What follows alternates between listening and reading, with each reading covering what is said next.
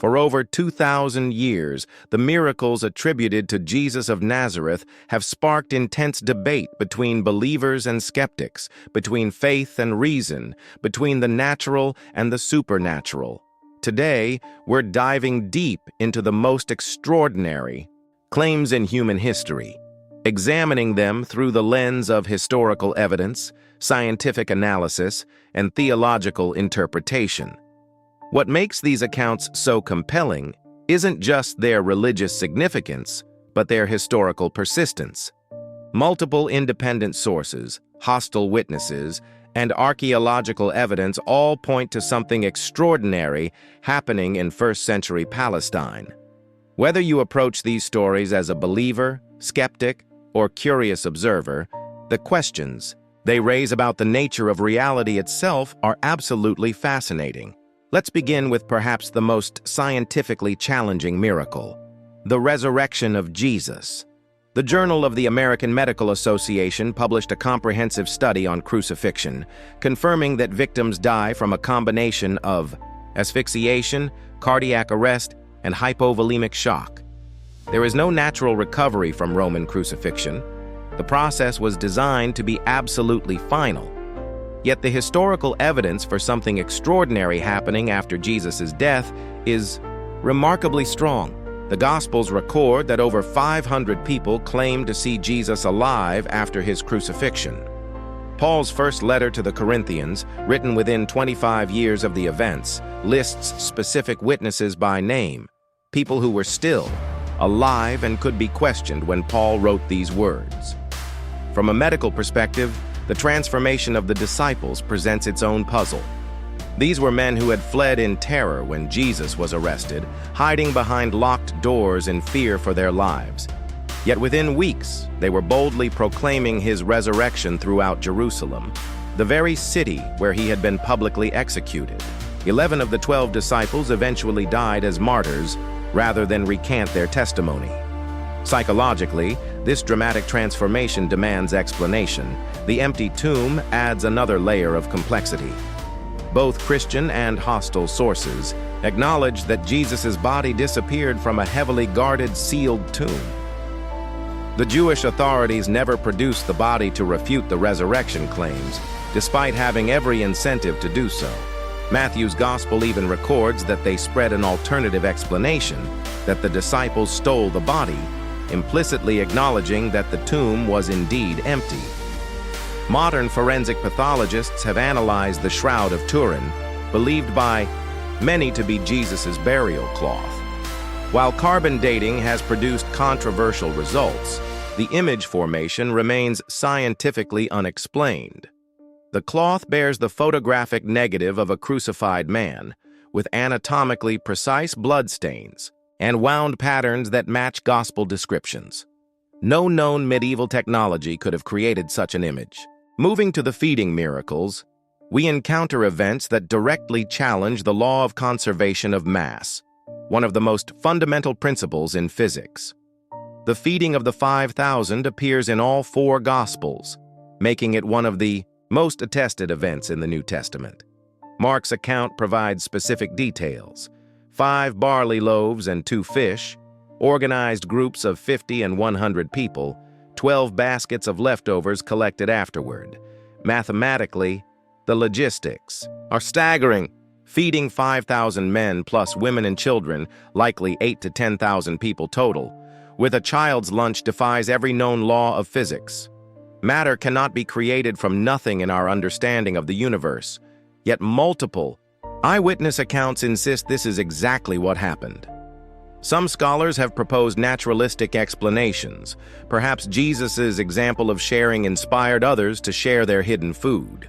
But this theory struggles with the gospel details about specific quantities and the organized collection of abundant leftovers. The accounts read like eyewitness testimony, complete with mundane details that fiction writers typically omit. The healing miracles present their own scientific challenges. Take the healing of the man born blind, recorded in John chapter 9. This wasn't a case of psychosomatic blindness or temporary eye damage. The man had been blind from birth, a condition his neighbors and parents confirmed. Jesus made mud with his saliva, applied it to the man's eyes, and told him to wash in the pool of Siloam. From a medical standpoint, congenital blindness involves fundamental developmental abnormalities in the eye structure, optic nerves, or visual cortex. There is no known mechanism by which these conditions can be instantly reversed.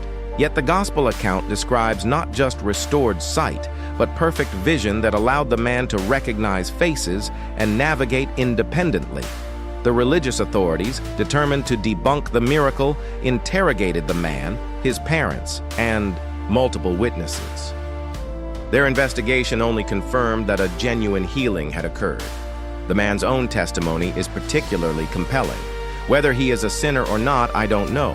One thing I do know, I was blind, but now I see.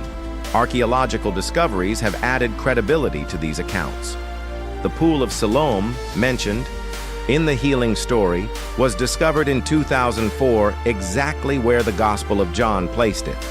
First-century Jerusalem's layout, described in various miracle accounts, has been confirmed through extensive excavations. These geographical and architectural details suggest the Gospel writers had intimate knowledge of the actual locations. The calming of the storm presents meteorological mysteries.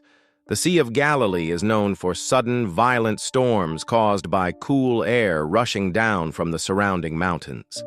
These storms can develop within minutes and create waves several feet high on what is normally a calm lake. The Gospel accounts describe exactly this scenario. The disciples, experienced fishermen, familiar with local weather patterns, caught in a life-threatening squall. Jesus' command to the wind and waves, "Peace, be still," resulted in immediate calm. Meteorologically, storms don't simply stop instantly. Wind patterns, atmospheric pressure, and wave motion follow predictable physical laws. Even if the wind ceased immediately, the waves would continue for considerable time before subsiding.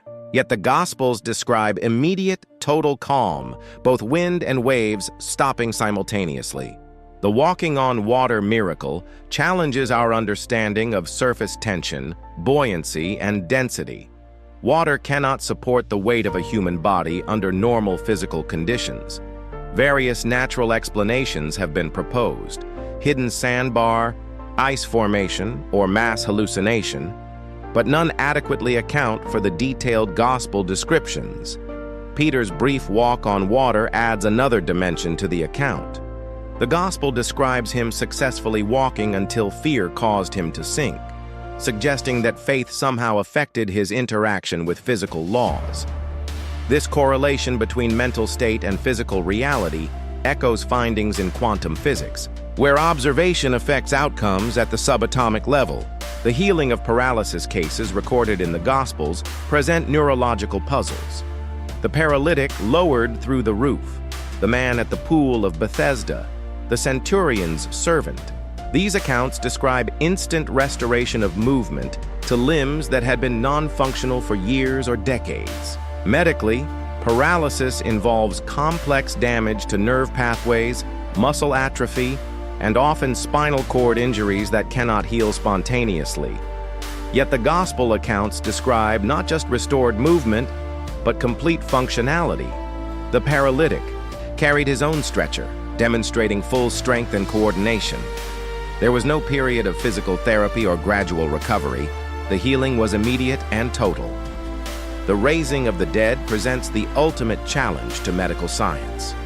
Lazarus had been dead for 4 days in a Middle Eastern climate. Decomposition would have been well advanced, brain death absolute and irreversible.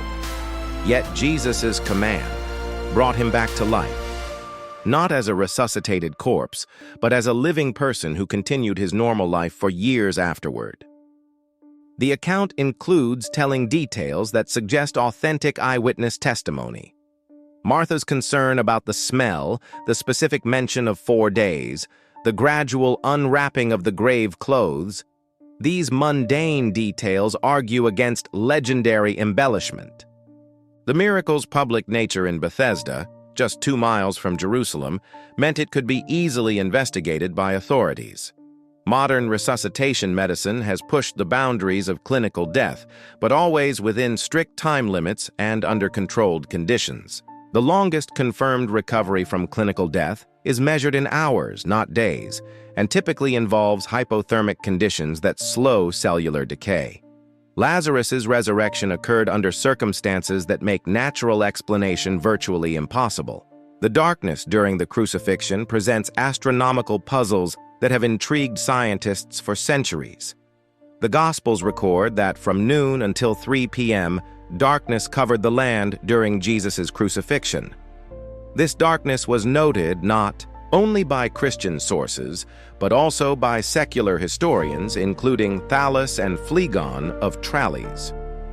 NASA has calculated that no solar eclipse could have occurred during Passover, since the Jewish calendar was lunar-based, and eclipses require a new moon, while Passover occurs during a full moon.